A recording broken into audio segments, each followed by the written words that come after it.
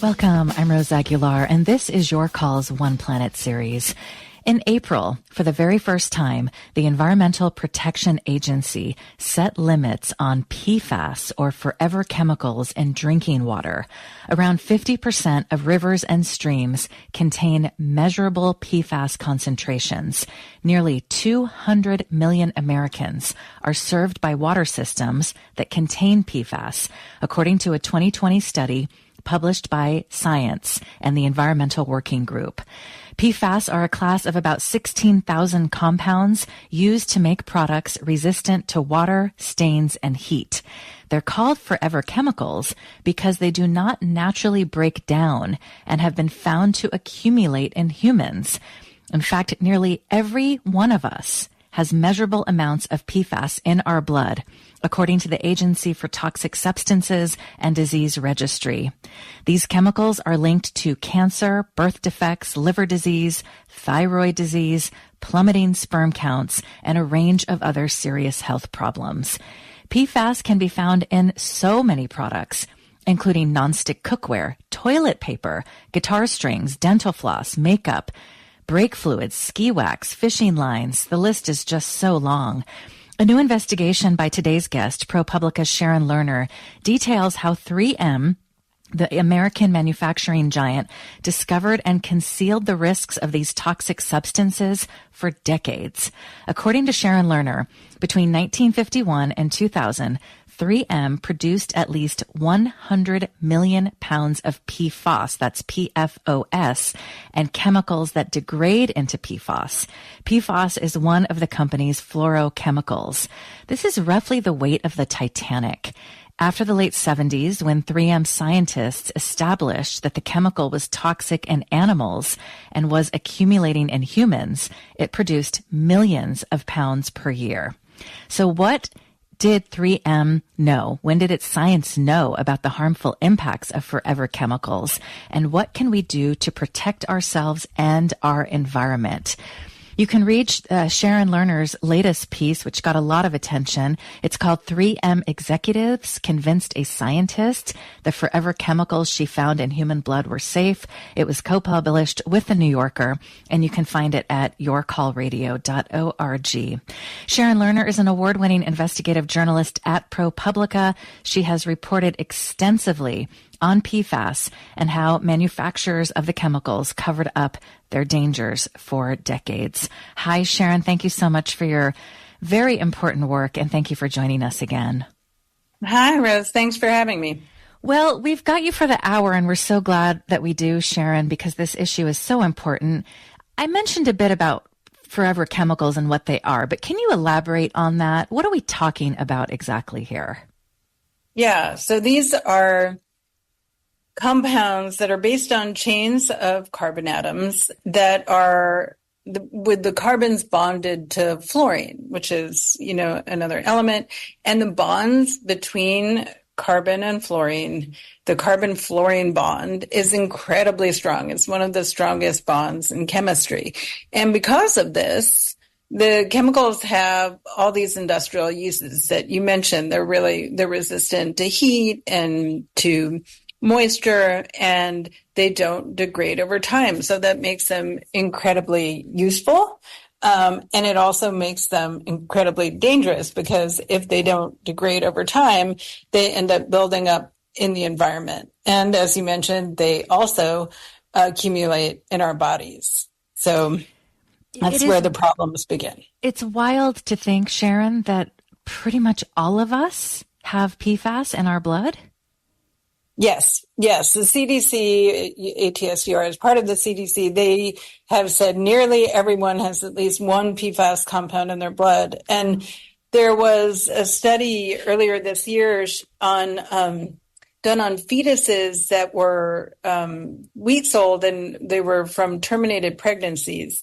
And even these weeks-old fetuses had PFAS in their blood. And beyond that, you could actually, the authors of the study, the scientists, were able to find that the level of PFAS corresponded to changes in the liver that are associated with health problems down the line. Wow. And you write that PFAS chemicals bond with protein and keep accumulating in the body. Can you tell us more about that? Right. So the reason that they don't just pass immediately through is that they attach to proteins and the proteins that have functions in our cells. And that's how they end up affecting our health. And again, just basic questions to go over this, and then we'll dive into your reporting. How did these chemicals end up in so many products? I just remember reading last year, and this one really caught my attention from Time Magazine. Now we need to worry about harmful forever chemicals in our toilet paper too.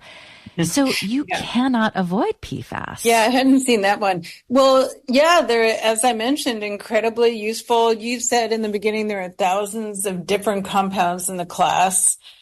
I mean, and each, right, you can't list all the different products they're in because there are too many. In 2022, 3M, which is the company that I was writing about in this article, released a spreadsheet that listed all the products of theirs that still contain PFAS. They have said that they're on track to phase out their the manufacture of PFAS by 2025. But in 2022, they said that they were making, at that point, they had more than 16,000 products that contain PFAS, and that's just one company.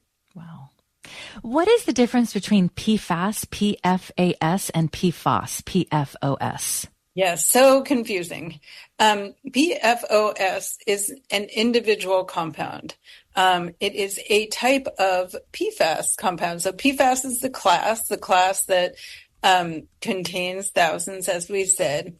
And PFOS is one of those chemicals. It's based on an 8-carbon chain, and it was a compound that was introduced by 3M in the 1950s.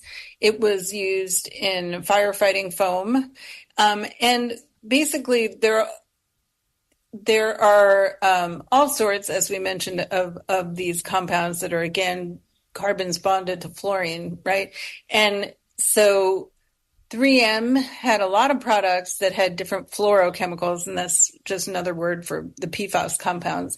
And they were using them in Scotchgard, which is one of their big products. It was like a big blockbuster coating for fabrics, and also in food packaging. And I'm using the word fluorochemical here because they didn't put PFOS in there. They put different closely related compounds.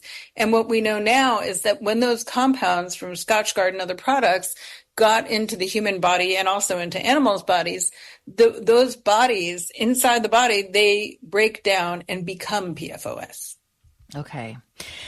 Very complicated. Now, it's complicated, but thank you for that. So according to a study published in Science by the Environmental Working Group, nearly 200 million Americans are served by water systems that contain PFAS. Now, the EPA recently announced that it was going to limit PFAS in drinking water. Can you talk about how significant this is? I mean, a lot of people would say, why has it taken so long? And how will this be implemented? Well, before we do that, let's just talk about the EPA limits. So the EPA did limit PFAS in drinking water for, I believe it's 6 PFAS. It's PFOA, it's PFOS, and it's a few others. 1, 2, 3, 4, 5 PFAS actually, which is wonderful. But there are, as we've now both mentioned, thousands of PFAS. So what they did was limit PFOA and PFOS, which are no longer being made. These are what they call legacy PFAS. They're old. And there's still so many more that are in use that are not limited. So it is a wonderful step the EPA took. And it, as I said, limits PFOA and PFOS, which are 2 compounds that have been extremely common in people's water and in people's blood. And it lowered them to levels that are extremely, extremely low, almost 0. So that's great. But again, it leaves a whole bunch of compounds out. So we're doing this, the way they've been approaching this is not as a class, which would be quicker and more efficient, but one by one. And since it's just one by one, we have now 5 of these limits. NPR. The other thing I'll just say about this is that it is wonderful, but there are still questions about how it will get paid for. So there was just litigation with 3M where the settlement was that 3M will provide up to $12.5 billion to pay for getting these compounds out of the water. But the assumption is that it'll cost much, much, much more than that. And so the question is sort of who's going to end up paying that? And I think it'll be, in many cases, ratepayers, the people who drink the water. Wow. Much, much more than 12 billion. Yes. What's involved in that process?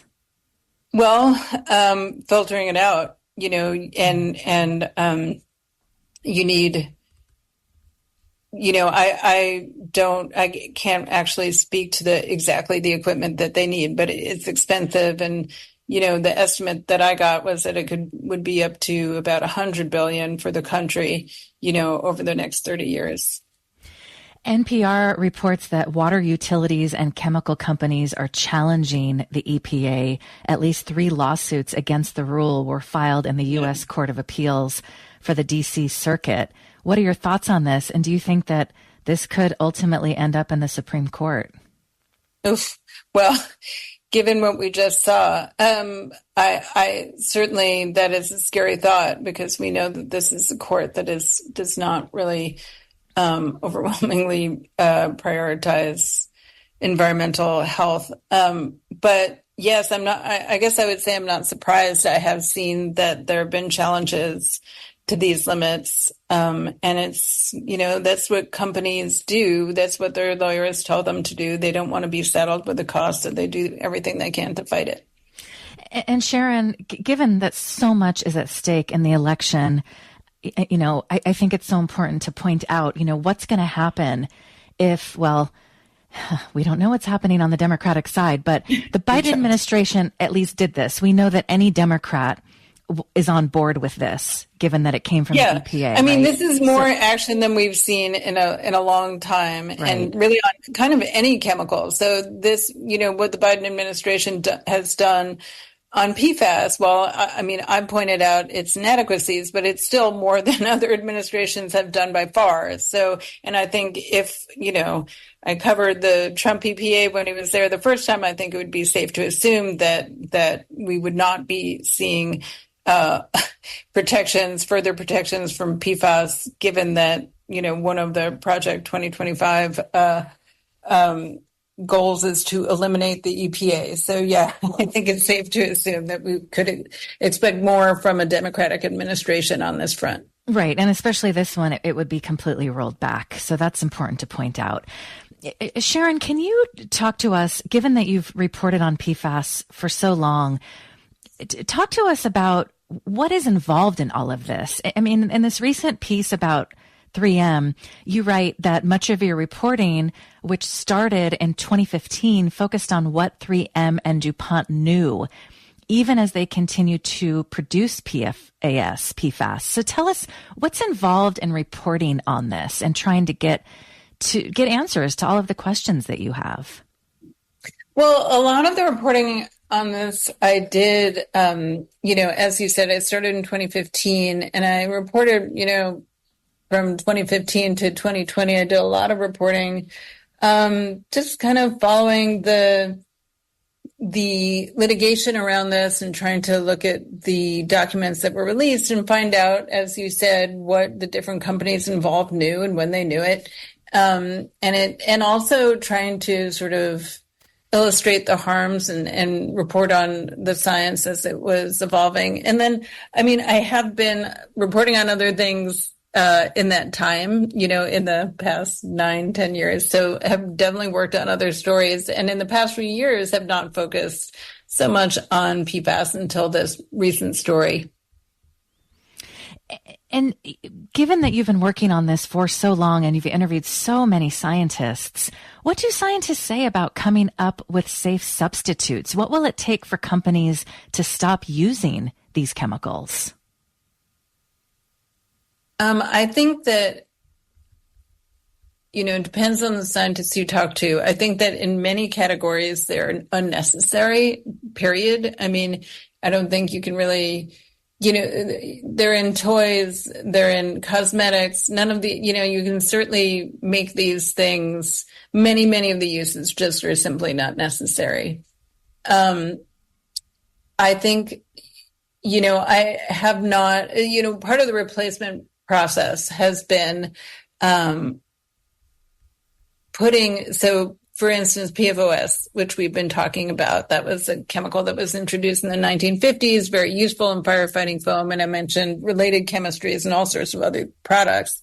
And when 3M ultimately decided to stop making that in the year 2000 because of revelations that I write about in this piece that we're going to discuss, what they did when sort of forced to phase out PFAS was that they phased in a replacement that ended up being similarly harmful.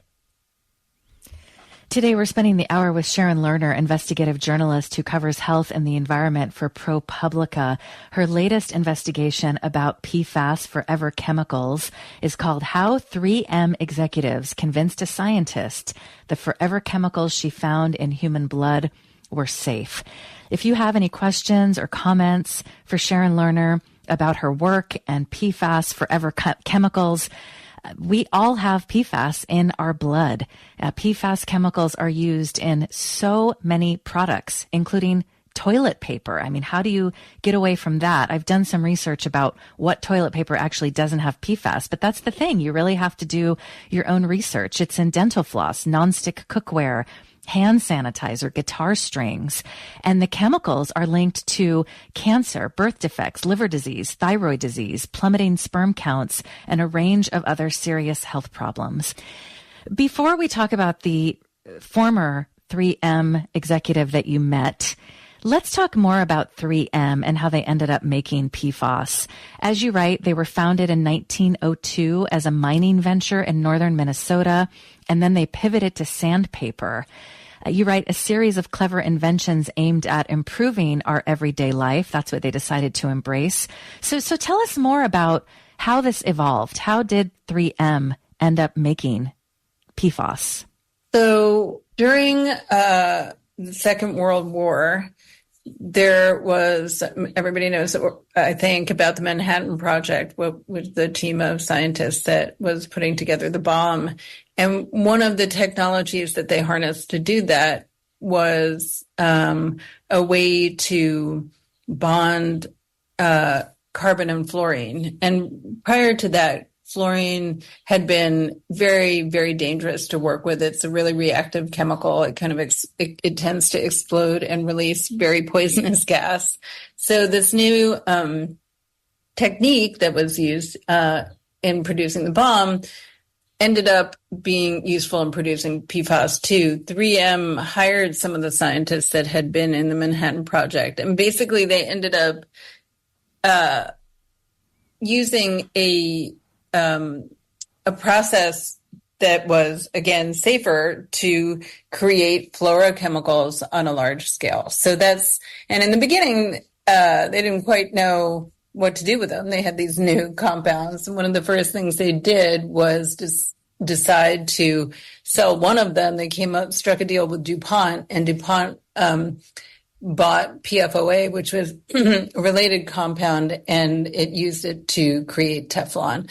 So for 3M, they were using it to sort of for tubing or for various industrial processes. And when some of the scientists were working with it in the lab, this like blob of fluorochemical landed on one of their tennis shoes, and they realized that they couldn't scrub it off and that it was water resistant. And so they had sort of a light bulb moment, which led to the creation of both Scotchgard and what was called Scotch Ban, which was another product, a chemical that was used to coat paper for food packaging. Now, in your story, you write about how you wanted to know, how much 3M knew about PFAS. How had the company kept secrets? For many years, you write that no one inside 3M would agree to speak with you. And this latest piece that got so much attention is about a former 3M chemist named Chris Hansen. And it was so interesting to learn, Sharon, that you actually connected with Chris Hansen because of John Oliver's show. John Oliver has this great show on HBO, and he takes one topic and focuses on it for 30 minutes. And it's a comedy show, but it's really news. It's called Last Week Tonight. And so he dedicated a show in 2021 to the forever chemicals. And I love his show because I think he reaches so many people that, we might not reach on public radio or on ProPublica. And one of Chris Hansen's former professors sent her the John Oliver segment, and she watched it at her kitchen table. And that moment, that's why she would eventually connect with you. I think that just speaks to the power of media really focusing on these issues. Because what if John Oliver hadn't done that segment? Yeah. And I was actually just able this past week, I went on The Daily Show to talk about that article. So we've gone full circle with the late night TV shows and PFAS. That's great, right? Because you need to reach people who might not be listening to public radio. I hope they are, of course, or people who aren't reading ProPublica. Mm-hmm. So tell us more about how that started. What happened when Chris Hansen decided to reach out to you? Yeah, so Chris actually, when she watched that segment, it was in 2021, she was sent it by one of her old professors, and it said, PFAS is connected to all these health problems. It's very dangerous. And that was actually not what she believed at the time. She thought that she knew it was everywhere, but she had been told that it was not dangerous, that it was not toxic. And so she had kind of kept that belief with her for a long time. We can talk about why later, but anyway, she was kind of thought it was not a huge health problem. And so when her professor sent her this clip, she thought she responded to the professor and said, I'm sorry, there are a lot of inaccuracies in here. And the professor said, well, like what exactly? And when Chris then decided to do some research, and I should say that it had been years since she worked with PFAS chemicals. She was in the environmental lab at 3M in the late 1990s. After that, for about 3 years, I believe. After that, she took other jobs totally unrelated to PFAS chemicals at 3M. And so in 2021, she was still at the company, but she was not doing anything that had to do with those chemicals. So when she started to dive in and actually read about the health effects, and at this point in 2021, there's a very robust scientific literature listing all kinds of health effects. It kind of began this journey for her of realizing that she had been duped in a way. And so she ended up connecting to another scientist who suggested she reach out to me. And as you report, for years, she repeated 3M's claim that PFAS was not harmful. And she told you, I'm not proud of that. Yeah, I think she feels very bad about that. Wow. Well, you can find the story that Sharon Lerner wrote at yourcallradio.org. We're going to take a quick break. Today, we are talking about PFAS and forever chemicals with Sharon Lerner, who's done incredible investigative work on these issues. She's an award-winning investigative journalist at ProPublica. This is Your Call. We'll be back after this.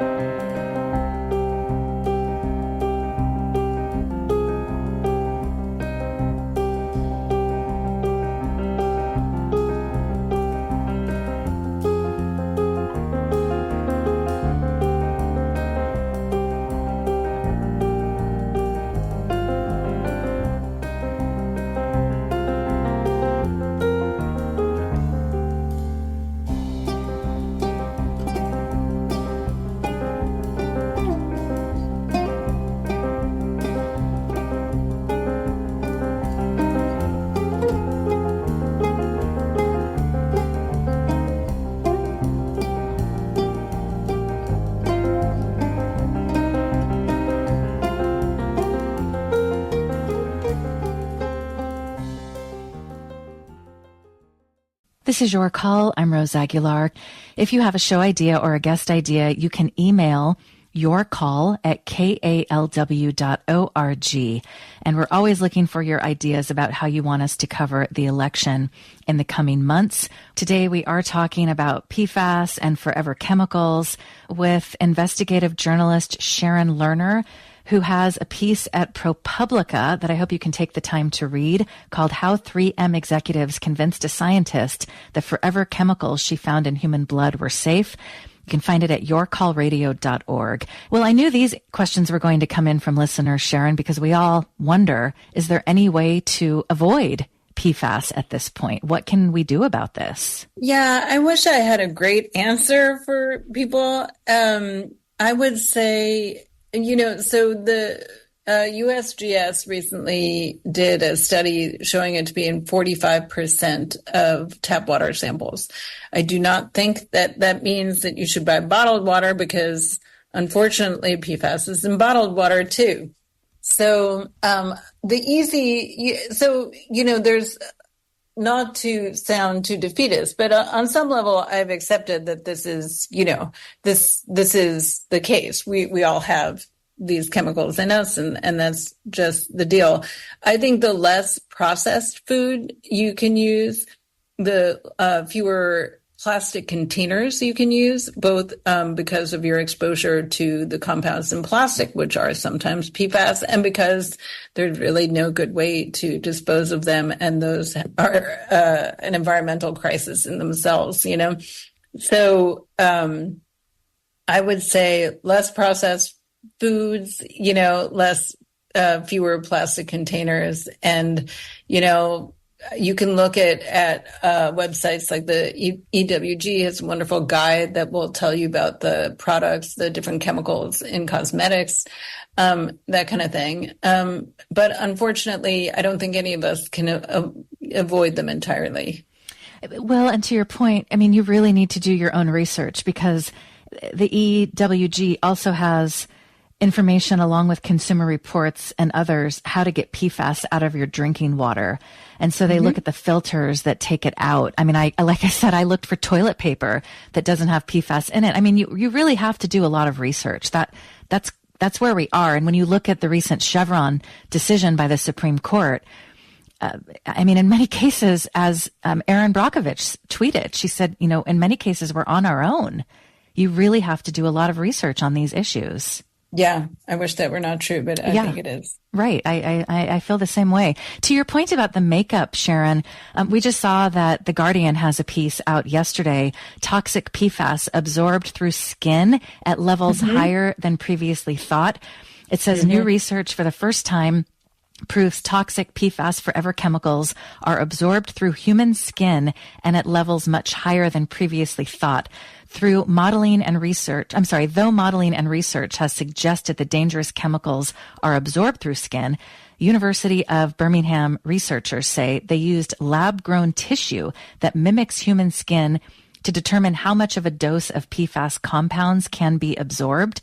And they say the paper shows uptake through the skin could be significant to these harmful chemicals. Yes. What are your thoughts on that? Well, honestly, my thought was, so my piece is a lot about the history of this issue, and it's a long and involved story about people, actually.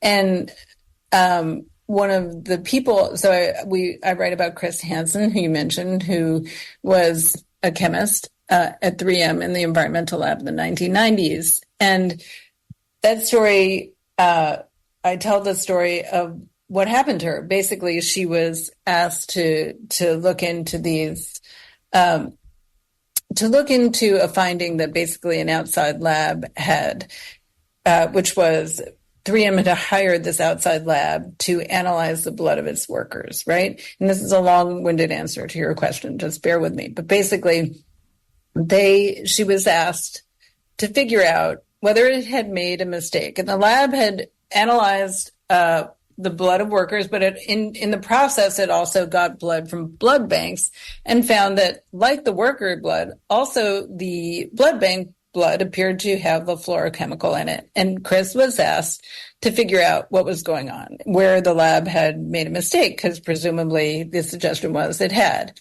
Well, it turned out that the lab hadn't made a mistake, and she went on to show that PFOS, the chemical we've been talking about, was in the blood of the general public. So this piece was about kind of discovering, her discovery, as we mentioned, that that the chemicals, even though she hadn't been told they were toxic, that they were in fact toxic. So what she missed, she realized they were in everybody. What she didn't realize was that they were in everybody and they had the potential to harm everybody's health.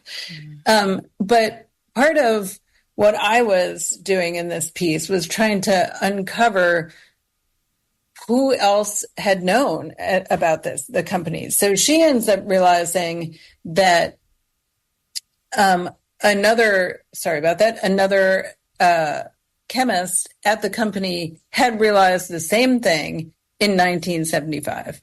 So she realizes, oh my goodness, this finding that their chemical was in the blood of everybody was actually, the company or somebody at the company knew that decades before she was asked to figure it out herself. But one of the things that I discovered was that the scientist who gave her that assignment, her boss, had also known. And I ended up interviewing that person extensively, and he told me that he had done some of the first research on PFOS in the 1970s. And one of the things he did was he shaved rabbits and he put fluorochemicals on the skin of the rabbits. And he saw that the rabbits that had the fluorochemical on their skin ended up having PFOS in their liver. And what that showed was that it was absorbed through the skin and the body processed it, and then it ended up accumulating in various parts of the body, in particular the liver. So I saw that and I thought, well, good. Gosh, it's good they know that, but it's also basically 50 years since someone inside the company realized it himself. So it is an important realization, but my long-winded answer is to say, like, what did I think of that? I thought, wow, when I saw that article, I thought, wow, Jim Johnson, who is the name of her boss, had known that in the 1970s. Wow. Well, it's amazing what he said. He, quote, these idiots, once this happened, once he learned about the rabbits and PFAS showing up in the bodies, he said, quote, these idiots were already putting it in food packaging. Right. So he realized that it was, he had told me that he was working to basically get the company not to put PFAS in various products. I think some of the things that were on the table was maybe putting PFAS in toothpaste and maybe putting it in diapers or fluorochemicals in toothpaste and diapers.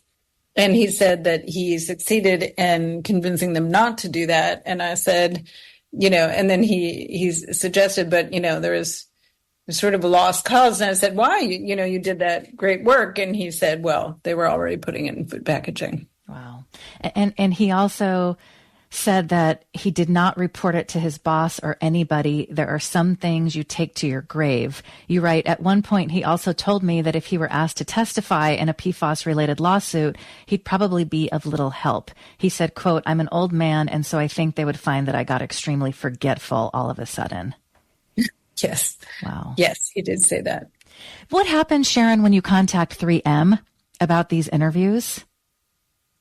So they responded in a statement. They told me that the company is proactively managing PFAS and that they're on track to phase out the manufacturing of them by the end of 2025. And then they told me they didn't deny anything I wrote about. And I wrote a lot about what went on inside the company. And they didn't ever say that any of that was wrong. What they did say was that the company's approach to the chemicals has evolved over time. And they said basically that, the science and technology of PFAS, I'm reading now, societal and regulatory expectations and our expectations of ourselves. They basically said those things have evolved. And as those have evolved, so has the company's approach to the chemicals. Today we're speaking with Sharon Lerner, investigative reporter with ProPublica, about her latest investigation focusing on PFAS, or forever chemicals. If you have a question or comment about forever chemicals, we all have it in our blood.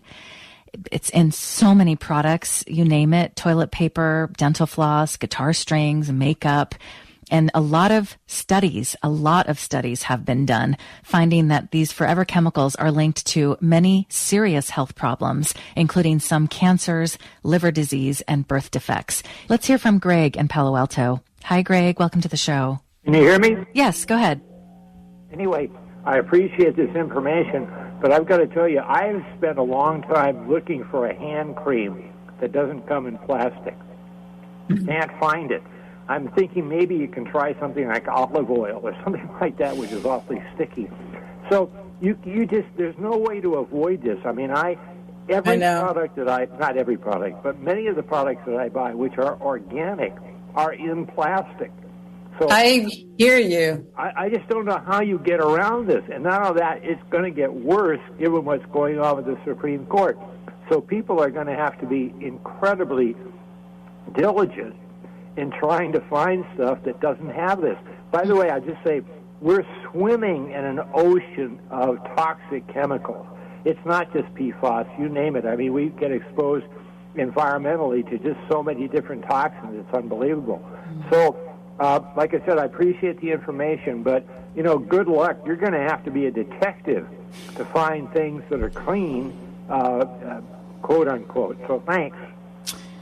Gosh, you make such a good point, Greg, about the plastic bottles. I mean, it's impossible, Sharon. I did find a company that they would send you shampoo and, well, no, you can buy it in the store in glass bottles. It's really expensive. I know. Well, you can get, and there are places you can get refillable things. But yeah, no, I'm completely with you, and it makes me bananas too. And it's very, very difficult. But I think that consumer pressure on this, I know that a lot of people don't want to be, you know, using these single-use plastics all the time. And so I think that we just have to keep making our voices heard on this. Right. Well, Greg, you make a good point. I mean, we hate focusing on the individual and, you know, the research that we have to do when we know we've got to pressure the government to take action here. But we have to be honest about this, Greg, as you say, and look at these Supreme Court rulings. We're just going in the wrong direction. So in many cases, as a public service, we have to also do shows about safe products and where we can find things. I love going to those refill stores, but it is all plastic. Even if you bring a glass bottle, you're getting this stuff out of a Anyway, this is just where we're at. And so we've got to keep talking about this. Thank you, Greg. We have an email from Sam who writes, what about donated blood? I'd read that donating blood lowers PFAS, but doesn't that create another problem for the recipient? I have never read that, and so I don't really feel like I can speak to that. I mean, I would think all blood, whether it's donated or not, since virtually everybody has it in their blood, whether it's donated or not, it's going to have PFAS in it. If you have more than the recipient or the donor, I mean, I guess it depends on who you are and who the other person is, but I wouldn't think it would necessarily do either. But like I said, I'm no expert on that. All right. Thanks for the email. Another question. What about compostable packaging? Do they contain PFAS? You know, last I looked into it, some of it did, but I haven't been looking recently, so I don't know that I can speak to that. I know that, I mean, I think it does. Basically, anything that is, you know, it's waterproof. You know, it's not natural, like cardboard isn't naturally waterproof, and it's lined with something that is I mean, unless it's wax, like it's certainly possible. And I know it has been found in compostable packaging before. I just don't know the very latest on that. I just found a piece in The Guardian from last April. Toxic PFAS chemicals used in packaging, according to a study from ACS Publications. And it says that a group of toxic PFAS chemicals have been found in all kinds of packaging.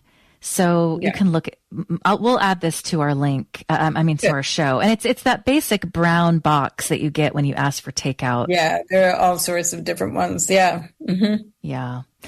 We have a caller off air who says a great resource is greensciencepolicy.org. Well, thank you for that. The EWG is also a good resource. Sharon, going back to your story, I mean, given that you uncovered so much, what else really surprised you about what you learned, given that you have been covering this for almost 10 years? Well, I had known since about 2018 that there was a scientist within 3M who in 1975 was approached by two independent scientists. And well, the company was approached by these two independent scientists. And these independent scientists said, we've found this chemical in the blood of people who don't work for 3M, just in the blood of the general public. And it's a fluorochemical. And we suspect that it might be one of the chemicals from your products. Can you confirm?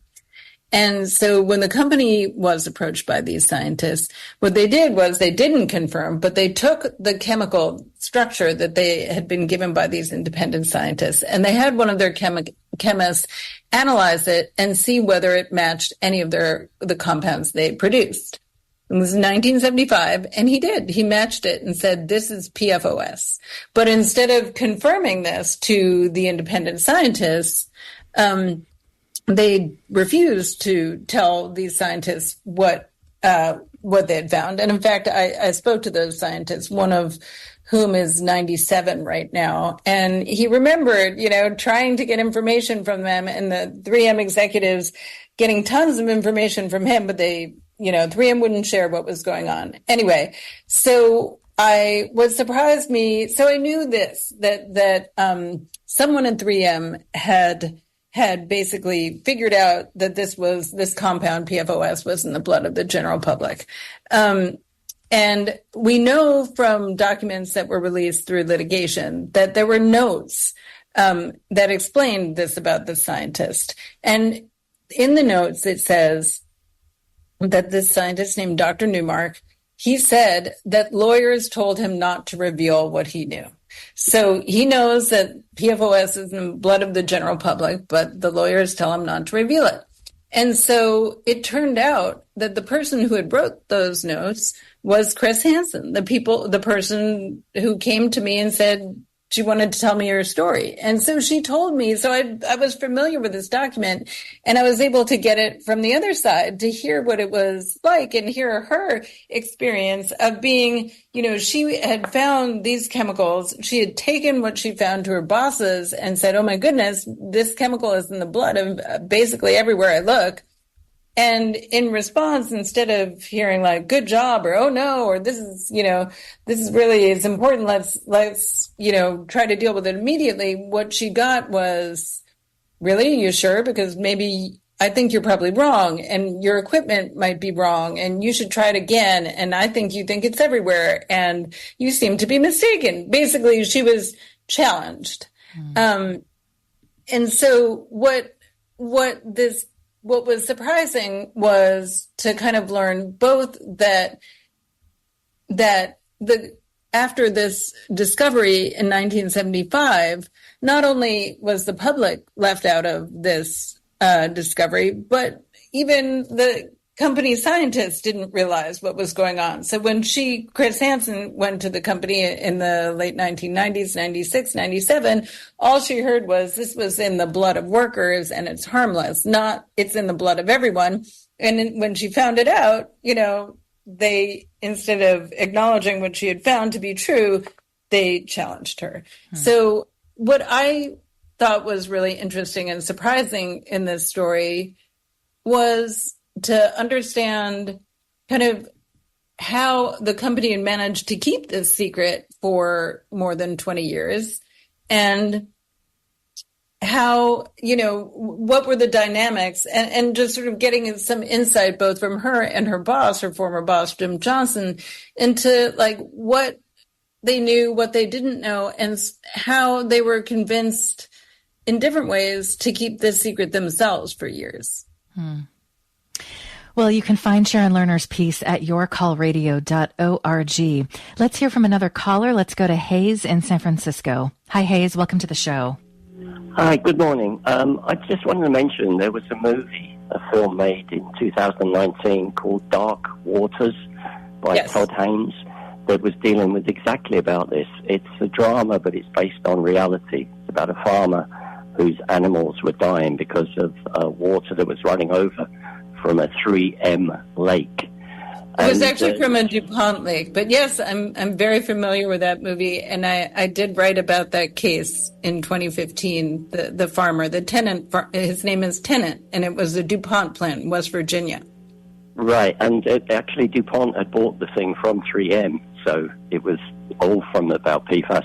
The unfortunate thing I wanted to mention is it's pretty much in us already. So even if you were trying to cut back on plastics and everything, it's already in our bodies. So it's a bit of a non-plus event there. So, but thanks for the show. This is great. Thank you very much. Well, thank you so much, Hayes. And as Sharon says, she writes about dark waters in her recent piece. And also, Sharon, we had you on a while back when you worked at The Intercept. You wrote so many stories exposing DuPont's multi-decade cover-up of the severe harms to health associated with a chemical known as PFOA or C8.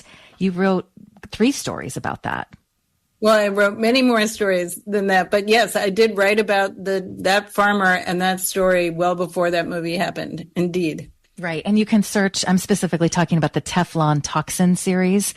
So that's, really. And then there's another page called, if you look up The Intercept Bad Chemistry, it has dozens and dozens of stories all about PFAS chemicals. All right. Well, thank you. Thanks again, Hayes. A caller off air wanted to know, does 3M N95 masks have PFAS? E&E News reported that, yes, PFAS are in face masks. So it's everywhere, Sharon. And again, lots of emails about what can we do about this. Yes. And I personally don't have any knowledge about whether they're in the N95 face masks, but I don't know one way or another. Well, we'll link to this. It's E&E News by Politico. PFAS are in face masks. Should you be concerned? Sharon, after you have done all this research, you've gone so deep. How has this changed, given that our individual actions are more important than ever now because of these governmental regulation rollbacks? How has this changed the decisions that you make in your life for your family? Well, I mean, I already don't use nonstick pans and, microwave popcorn and whatnot. And I very much try not to use single-use plastics, which I think is, whether or not they contain PFAS, some do, some don't, is important. And I guess I think it's important to focus on the larger issue, which I tried to do in this piece, Beyond 3M, it's really a piece, I think, about corporate responsibility and about secret keeping and like how we can do better, potentially. I'd like to think we can do better in terms of preventing companies from keeping this kind of dark secret from us. And one of the ways, we can do that is make it more costly for them to do that. So in the case of 3M, they were fined by the EPA for withholding information about the harms to health and the environment.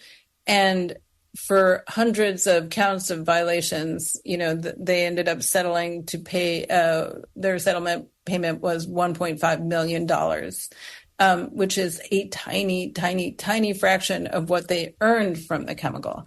So I think we have to find ways to punish companies and make it hurt for companies to withhold this kind of information from us. We already have laws that say that you can't. It's just that they're kind of toothless if you're only fining a multinational company $1.5 million for basically information that has planetary consequences.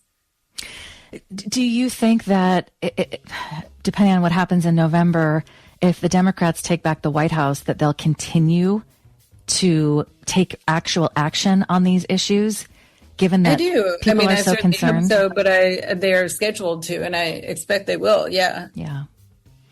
Well, what are you working on right now, Sharon? More investigations about chemicals. Well, thank you so much. It's so important. Sharon Lerner is an award-winning investigative journalist at ProPublica. You can find her latest piece. It is called How 3M Executives Convinced a Scientist the Forever Chemicals She Found in Human Blood Were Safe. Find it at yourcallradio.org. Sharon, thank you so much for your important work, and thank you for joining us. Thanks so much for having me. I really appreciate it. Thank you. And thank you for all of your questions and your comments. If you have any show ideas related to this or related issues, you can email yourcall@kalw.org. And given that exposure to PFAS is related to many cancers, we recently did a show about why cancer is on the rise and what we can do to prevent it. You can find it at yourcallradio.org, and we will do many, many shows on these issues in the weeks and months to come. Thanks to Malihe Razazan for producing today's show. Thanks to Kevin Vance for engineering our show. Thank you for joining us. I'm Rose Aguilar. It's Your Call.